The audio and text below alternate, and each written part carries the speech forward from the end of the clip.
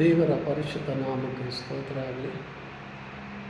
75 ಕೀರ್ತನೆ 10ನೇ ವಾಕ್ಯದಲ್ಲಿ ದುಷ್ಟರ ಕೊಂಬುಗಳನ್ನೆಲ್ಲ ಮುರಿದು ಬಿಡುವೆನು, ಭಕ್ತರ ಕೊಂಬುಗಳೆಲ್ಲ ಎತ್ತಲ್ಪಡುವೆವು.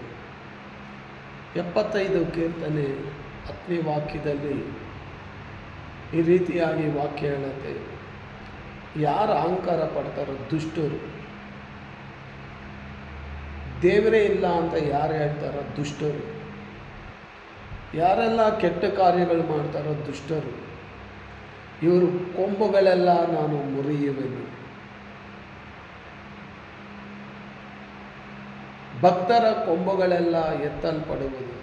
ಅಂದರೆ ಭಕ್ತರಂದರೆ ಯಾರು?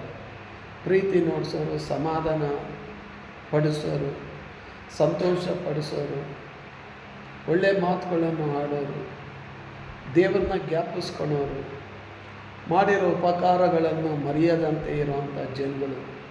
ಇಂಥ ಭಕ್ತರ ಕೊಂಬುಗಳು ಎತ್ತಲ್ಪಡುವವು ಅಂತ ಹೇಳಿ ದೇವರ ವಾಕ್ಯ ಹೇಳುತ್ತೆ. ಆಮೇಲೆ